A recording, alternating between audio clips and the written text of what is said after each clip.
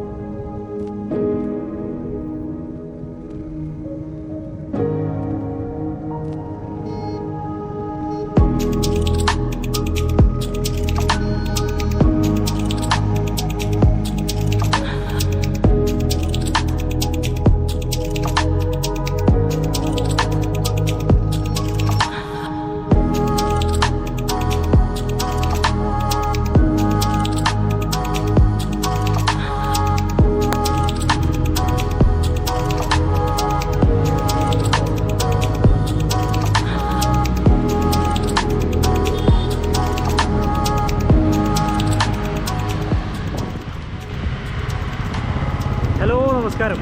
മറ്റൊരു വ്ളോഗിലേക്ക് എല്ലാവർക്കും സ്വാഗതം. ഞാനിപ്പോൾ ബേബി മെമ്മോറിയൽ ഹോസ്പിറ്റലിലേക്ക് പോയിക്കൊണ്ടിരിക്കുകയാണ്. കഴിഞ്ഞ വ്ളോഗിൽ ഞാൻ പറഞ്ഞിരുന്നു ഉമ്മ ഹോസ്പിറ്റലിലാണെന്ന്. ഉമ്മ ഭേദപ്പെട്ട് വരുന്നു. എല്ലാവരെയും പ്രാർത്ഥനകൾക്ക് നന്ദി. ഇതിലായിരുന്നു, ഈ ഫുട്പാത്തിലൂടെ ആയിരുന്നു ഞാൻ കഴിഞ്ഞ വ്ളോഗിൽ ഓടിയിരുന്നത്.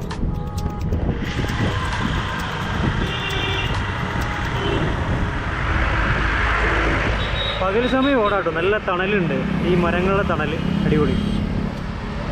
അപ്പം ബേബിയിലേക്ക് കുറച്ച് സാധനങ്ങൾ കൊണ്ടുപോകാനുണ്ട്. ഞാനിപ്പോൾ ബിഗ് ഡമ്മി സൈക്കിളിലാണ് പോയിക്കൊണ്ടിരിക്കുന്നത്. കുറച്ച് ഡ്രസ്സും സാധനങ്ങളൊക്കെ ഉണ്ട്.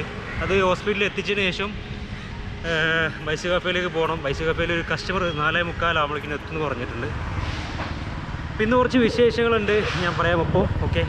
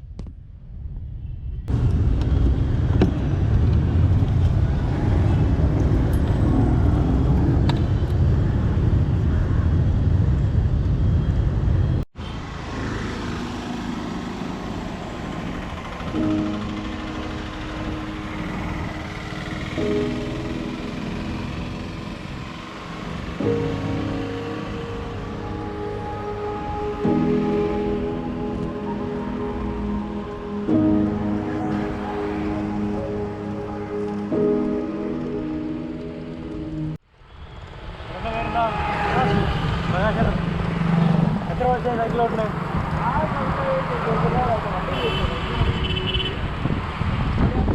ഞാൻ നോക്കാം. ശരിയാ.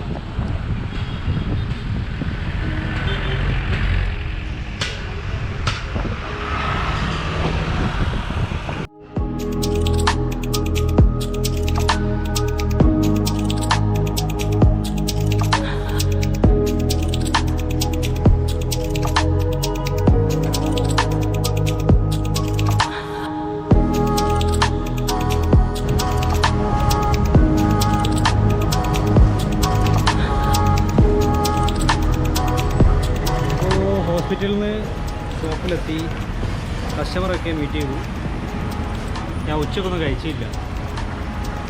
ഉമ്മ കിടപ്പിലായി ശരിക്കും അറിയാനുള്ളൂ. ഭക്ഷണം കഴിച്ചോ എന്നൊക്കെ ചോദിക്കാൻ ഇപ്പോൾ ആരും ഇല്ലാത്ത അവസ്ഥ. ഏതായാലും ഞാൻ എന്തെങ്കിലും പോയി കഴിച്ചിട്ട് വരാം. ഓക്കെ.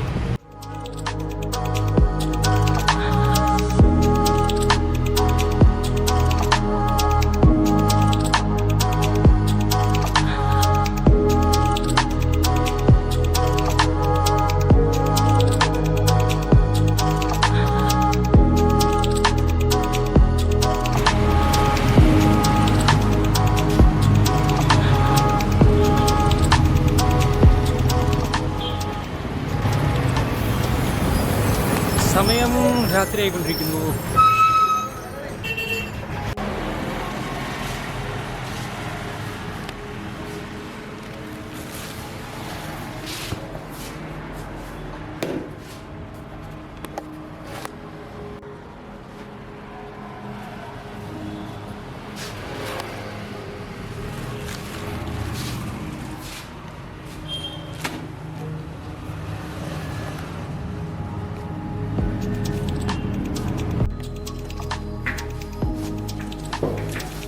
അപ്പോൾ ചെറിയൊരു സംഗതി അൺബോക്സ് ചെയ്യാൻ പോകുന്നത്.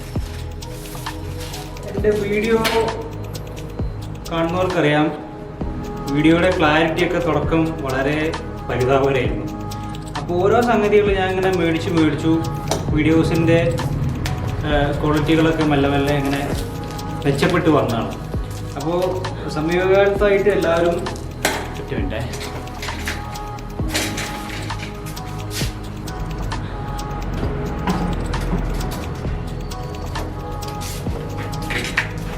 സമീപകാലത്തായിട്ട് എല്ലാവരും പറയുന്നൊരു കംപ്ലയിൻസാണ് ഓഡിയോ ക്വാളിറ്റി പോരാ. അപ്പോൾ അതിനുള്ളൊരു പരിഹാരമായിട്ട് മേടിച്ച സാധനമാണ്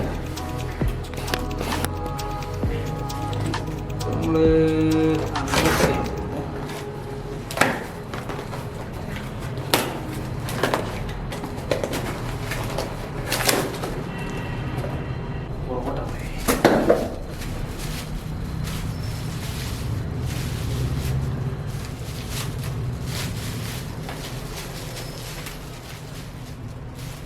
ഇത് നമുക്ക്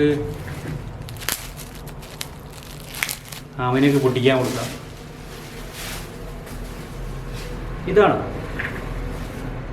കുഞ്ഞി മൈക്കാണ്.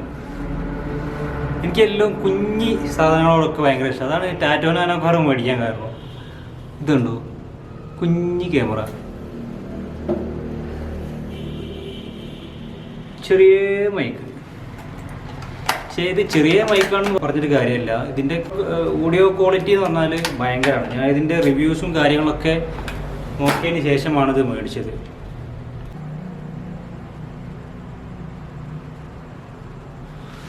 അപ്പോൾ ഇതിൻ്റെ കൂടെ ഞാൻ വേറൊരു ചെറിയ സംഗതി കൂടി മേടിച്ചിട്ടുണ്ട്.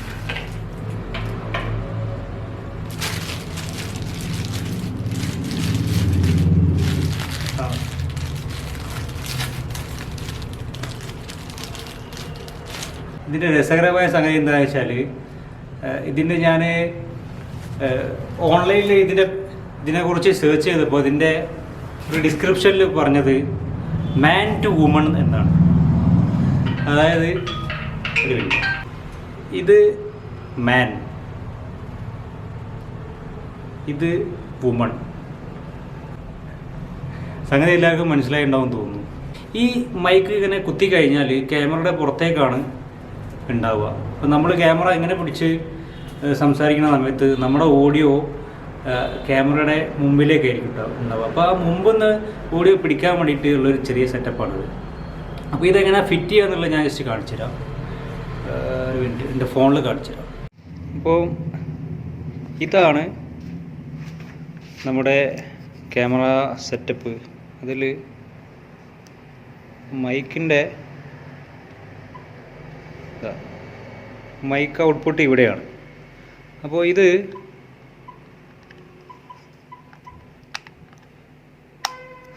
ഇങ്ങനെ കുത്തി കഴിഞ്ഞാൽ നിങ്ങൾക്ക് കാണാം ഇതിങ്ങനെ പുറത്തേക്കുണ്ടാവും. അപ്പോൾ നമ്മൾ മുമ്പിൽ നിന്നിങ്ങനെ സംസാരിക്കുന്ന സമയത്ത് നമ്മുടെ ഓഡിയോ ഈ ഭാഗത്തു നിന്നാണ് ഉണ്ടാവുക. അപ്പോൾ അത് കറക്റ്റായിട്ട് കിട്ടില്ല. അതിന് ഈ ഒരു ചെറിയ സംഗതി കൂടി ഇതിൽ ഉൾപ്പെടുത്തി കഴിഞ്ഞാൽ നമുക്ക് കറക്റ്റ് ആയിട്ട് ഓഡിയോ അതിലേക്ക് പതിയുന്നതാണ്. അത് ഞാൻ ജസ്റ്റ് കാണിച്ചു തരാം.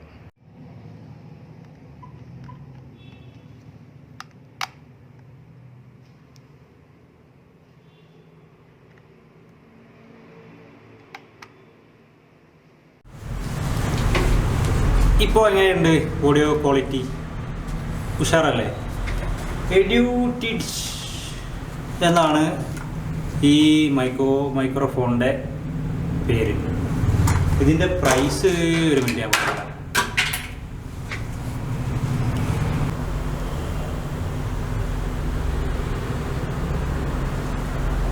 $4478 ഈ മൈക്കിൻ്റെ വില.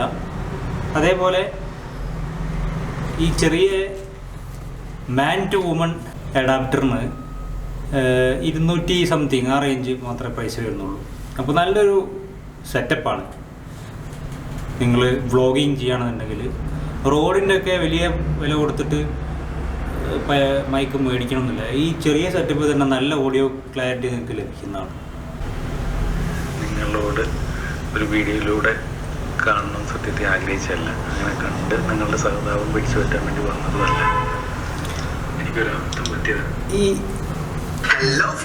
ജയരാജേട്ടൻ്റെ വീഡിയോസ് നിങ്ങളൊക്കെ എല്ലാവരും കാണുന്നതായിരിക്കും. ഏകദേശം 6 ലക്ഷത്തോളം സബ്സ്ക്രൈബേഴ്സ് ഉള്ള ഒരാളാണ്. അപ്പോൾ പുള്ളിയുടെ ഈ വീഡിയോ കണ്ടപ്പോൾ എനിക്ക് നിങ്ങളോട് പറയണമെന്ന് തോന്നി. നമ്മുടെ യൂട്യൂബ് ഇൻഡസ്ട്രി എന്ന് പറയുന്നത് കുറച്ചുകൂടി റിയലിസ്റ്റിക് ആണ്. ഞാനൊക്കെ ഇതിനു മുമ്പ് വർഷങ്ങളായിട്ട് ഫേസ്ബുക്കും ഇൻസ്റ്റഗ്രാമൊക്കെ യൂസ് ചെയ്യുന്ന ആളാണ്. അപ്പോൾ ഫേസ്ബുക്കിലൊക്കെ ഞാൻ സ്ഥിരമായിട്ട് പോസ്റ്റ് ഇടാറുണ്ടായിരുന്നു. ഞാൻ യാത്രാക്കുറിപ്പുകൾ എഴുതാറുണ്ടായിരുന്നു. അപ്പോൾ നമുക്ക് അതിലൊക്കെ ഒരു ലൈക്കും കമൻസും ഒക്കെ കിട്ടുന്ന ഒരു എന്താ പറയുക, ആ ഒരു അഡിക്ഷൻ എന്ന് പറഞ്ഞ സംഗതി വല്ലാണ്ടായിരുന്നു. പക്ഷേ ഫേസ്ബുക്കിലൊക്കെ നമ്മൾ ഇത്രയും യാത്രാക്കുറിപ്പുകളോ കാര്യങ്ങളൊക്കെ എഴുതിയിട്ട് നമുക്കിതുവരെ സാമ്പത്തികമായിട്ടൊന്നും യാതൊരു ഗുണവും ഇതുവരെ ലഭിച്ചിട്ടില്ല. അപ്പോൾ ഇദ്ദേഹത്തിൻ്റെ ഈ ഒരു ദുരനുഭവം യൂട്യൂബിൽ അപ്ലോഡ് ചെയ്ത് കണ്ടപ്പോൾ എനിക്ക് തോന്നി നമ്മുടെ യൂട്യൂബ് ഇൻഡസ്ട്രി എന്ന് പറയുന്നത് കുറച്ചുകൂടി റിയലിസ്റ്റിക് ആണ്. ഇപ്പോൾ ഫേസ്ബുക്കിലാണെങ്കിലും ഇൻസ്റ്റഗ്രാമിലാണെങ്കിലും ഒക്കെ നമ്മളൊക്കെ കാണുന്നത് എന്താ, യാത്ര പോകുന്നു, ഫോട്ടോസ് അപ്ലോഡ് ചെയ്യുന്നു, അല്ലെങ്കിൽ ബൺ ക്ലബിലോ അല്ലെങ്കിൽ പിന്നെ KFCയിൽ കയറിയിട്ട് ഭക്ഷണം കഴിക്കുന്നു, അവിടെ ചെക്ക് ഇൻ ചെയ്യുന്നു. അപ്പോൾ പുറമേ നിന്ന് നോക്കിക്കാണുന്ന ആളുകൾ എന്ന് പറഞ്ഞാൽ ഇയാളുടെയൊക്കെ ലൈഫ് എമ്മാരി ലൈഫ് പൊളി തന്നെ, നമ്മുടെ ലൈഫ് എന്ത് മൂഞ്ചിയ ജീവിതം എന്നൊക്കെ പറഞ്ഞിട്ട് നമ്മൾ സ്വയം നമുക്കുള്ളിലൊക്കെ എന്തോ ഒരു അസൂയ ജനിപ്പിക്കുന്ന രീതിയിലാണ് സോഷ്യൽ മീഡിയ മൊത്തം വർക്കൗട്ട് ആവുന്നത്. പക്ഷേ നിങ്ങൾ യൂട്യൂബ് നോക്കൂ. ഇപ്പോൾ അടുത്തായിട്ട് ഇബാദുർ റഹ്മാൻ ഒരു വീഡിയോ അപ്ലോഡ് ചെയ്തു അദ്ദേഹത്തിൻ്റെ മൂത്രക്കല്ലുണ്ടായ ഒരു സംഗതിയെക്കുറിച്ച്. അതിന് അദ്ദേഹം അനുഭവിച്ച വേദനകളും യാതനകളും അത് ഏത് രീതിയിൽ കൈകാര്യം ചെയ്യണമെന്നതും. അതിന് മുമ്പാണെങ്കിൽ നമ്മുടെ അഷ്റഫ് എക്സൽ എന്ന് പറഞ്ഞ ആളെ ഡ്രോൺ പറത്തിയ സമയത്ത് അദ്ദേഹത്തെ അറസ്റ്റ് ചെയ്തതും അദ്ദേഹത്തിൻ്റെ പേരിൽ മാത്രം തീവ്രവാദി എന്ന് മുദ്ര കുത്തിയതും, ഈ സംഗതികളൊക്കെ കാണുമ്പോൾ നമ്മുടെ ലൈഫിൽ സംഭവിക്കുന്ന നല്ല കാര്യങ്ങളും നമ്മുടെ ലൈഫിൽ സംഭവിക്കുന്ന മോശം കാര്യങ്ങളും നമ്മൾ ലൈഫിൽ സംഭവിക്കുന്ന സന്തോഷകരമായ കാര്യങ്ങളും ദുഃഖകരമായ കാര്യങ്ങളും ഇതെല്ലാം അപ്ലോഡ് ചെയ്യുന്ന അല്ലെങ്കിൽ ഇതെല്ലാം ഡിസ്കസ് ചെയ്യാൻ പറ്റുന്ന വളരെ റിയലിസ്റ്റിക് ആയിട്ടുള്ള യഥാർത്ഥ ജീവിതവുമായിട്ട് ബന്ധപ്പെട്ട ഒരു ഇൻഡസ്ട്രിയാണ് യൂട്യൂബ് എന്ന് എനിക്ക് തോന്നിയതുകൊണ്ടാണ് ഞാൻ യൂട്യൂബിലേക്ക് വരാൻ ഈ ഫേസ്ബുക്കൊക്കെ ഉപേക്ഷിച്ചെന്ന് പറയാൻ പറ്റില്ല. ഫേസ്ബുക്ക് എല്ലാ സമയവും ഇങ്ങനെ നോക്കി നിൽക്കുന്ന ആ ഒരു സ്വഭാവം മാറ്റി. അങ്ങനെ ഇപ്പം കൂടുതൽ ഞാൻ യൂട്യൂബിലാണ് കോൺസെൻട്രേറ്റ് ചെയ്യുന്നത്. എൻ്റെ ഫേസ്ബുക്ക് മുമ്പ് ഫോളോ ചെയ്തവർക്കൊക്കെ അറിയാം, ഞാൻ ഭയങ്കര ഫേസ്ബുക്ക് ആക്റ്റീവായിരുന്നു. അപ്പോൾ പറഞ്ഞു വരുന്നത് യൂട്യൂബ് എന്നെ സംബന്ധിച്ചിടത്തോളം നല്ലൊരു പ്ലാറ്റ്ഫോമായിട്ട് എനിക്ക് തോന്നി. കുറച്ചുകൂടി കുറേയൊക്കെ അഭിനയങ്ങളൊന്നും ഇല്ലാത്ത രീതിയിൽ കുറേ കൂടി റിയലിസ്റ്റിക് ആയൊരു യഥാർത്ഥ ജീവിതവുമായിട്ട് ബന്ധപ്പെട്ടൊരു പ്ലാറ്റ്ഫോമായി യൂട്യൂബ് മാറ്റണമെന്നാണ് എനിക്കും പറയാനുള്ളത്. പിന്നെ നിങ്ങളുടെയൊക്കെ കഴിവുകൾ, ഇപ്പോൾ കരിക്ക് എന്ന് പറഞ്ഞൊരു ചാനൽ നിങ്ങളെല്ലാവരും കണ്ടിട്ടുണ്ടാവും തോന്നുന്നു. ഇല്ലെങ്കിൽ നിങ്ങളെല്ലാവരും അത് സബ്സ്ക്രൈബ് ചെയ്യുക. കാരണം അവരുടെയൊക്കെ കഴിവുകൾ ആരെയും ആശ്രയിക്കാതെ ഈ ഒരു പ്ലാറ്റ്ഫോമിൽ കാണിച്ചുകൊണ്ട് മാത്രം അവരൊക്കെ വളരെ നല്ല രീതിയിൽ വളർന്ന് വലുതായി എന്നാണ് ഞാൻ മനസ്സിലാക്കുന്നത്. വളരെ സാധാരണക്കാരായ 2 ചെറുപ്പക്കാർ M4 Tech എന്ന് പറഞ്ഞിട്ട് തുടങ്ങിയിട്ട് അവർ 10 ലക്ഷം സബ്സ്ക്രൈബേഴ്സ് നേടി എന്നിപ്പോൾ അടുത്ത് വാർത്ത കണ്ടു. അപ്പോൾ നിങ്ങളൊക്കെ വ്യത്യസ്തമായ യുണീക്കായിട്ടുള്ള എന്തെങ്കിലും കഴിവുകളുണ്ടെങ്കിൽ അതൊക്കെ ഉപയോഗിക്കാനുള്ളൊരു പ്ലാറ്റ്ഫോമായിട്ട് യൂട്യൂബിനെ കാണാം. അത് വേണ്ട രീതിയിൽ നിങ്ങളും ഉപയോഗപ്പെടുത്തുക. ചെറിയൊരു മാജിക് കാണിച്ചു തരാം. ഇതൊരു 10 രൂപ നോട്ടാണ്.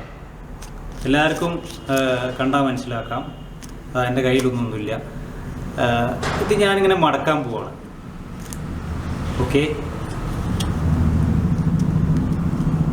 ഇങ്ങനെ മടക്കി എൻ്റെ കൈകളിലൊക്കെ നന്നായിട്ട്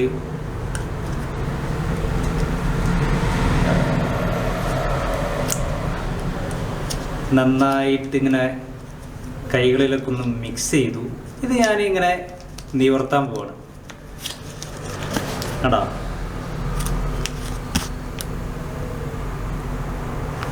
100 നോട്ട്. ഞാൻ ഇത്തരം മാജിക്കുകളൊക്കെ എൻ്റെ ചെറുപ്പകാലത്ത് കല്യാണങ്ങളൊക്കെ കാണിക്കാറുണ്ടായിരുന്നു. അപ്പോൾ ഞാനിത് 10 രൂപ 100 നോട്ടായി കാണിക്കും.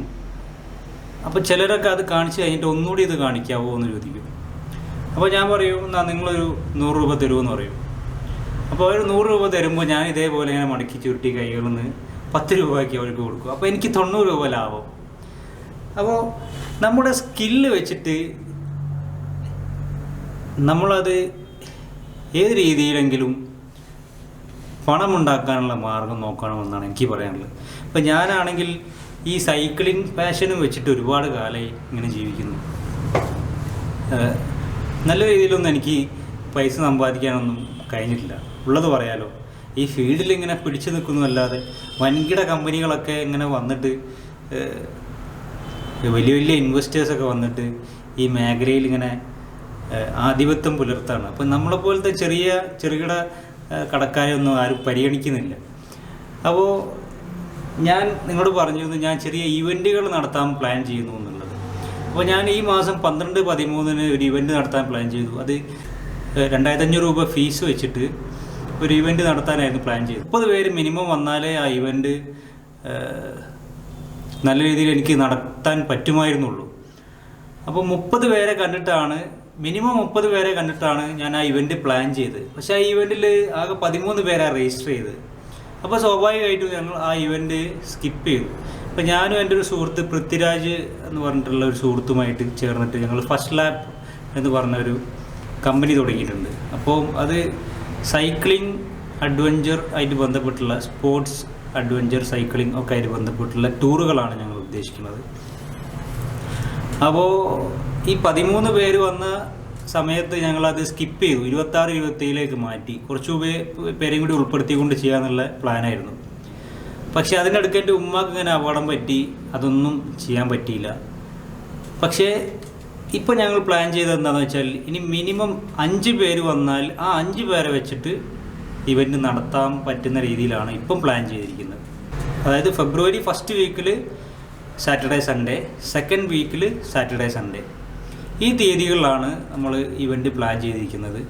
പക്ഷേ 3500 രൂപ വെച്ചിട്ടാണ് ഇവൻറ്റ് പ്ലാൻ ചെയ്യുന്നത്. അപ്പോൾ മിനിമം എത്ര പേര് പങ്കെടുക്കുകയാണെങ്കിലും അവരെ വെച്ചിട്ട് നമ്മൾ ഈ ഇവൻറ്റ് നടത്താനാണ് പ്ലാൻ. അതുകൊണ്ട് നിങ്ങൾക്ക് ആർക്കെങ്കിലും താല്പര്യം ഉണ്ടെന്നുണ്ടെങ്കിൽ, അല്ലെങ്കിൽ നിങ്ങളെ സുഹൃത്തുക്കളോ അങ്ങനെ ആരെങ്കിലും ഉണ്ടെങ്കിൽ അവർക്ക് ഈ പോസ്റ്റർ ഒന്ന് അയച്ചു കൊടുക്കുക.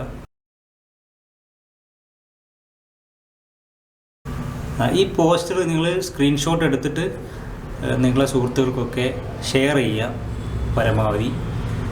പരമാവധി വരാൻ പറ്റുന്നവർക്കൊക്കെ വന്ന് പങ്കെടുക്കാം. നല്ലൊരു ഇവൻ്റ് ആയിരിക്കും. നിങ്ങൾക്ക് ആ 3500 രൂപ മുടക്കുന്നതിൽ ഞാൻ 100% ഉറപ്പ് തരാം, അത് വേർത്തായിരിക്കും. ആ 3500 രൂപ മുതലായി നിങ്ങൾക്ക് തോന്നിയിരിക്കും ആ ഇവൻ്റ് കഴിഞ്ഞ് പോരുമ്പോൾ. അപ്പോൾ ഇത്രയും കാര്യങ്ങൾ മാത്രം പറഞ്ഞുകൊണ്ട് ഇന്നത്തെ വ്ലോഗ് ഇവിടെ അവസാനിക്കുകയാണ്. Thank you, by.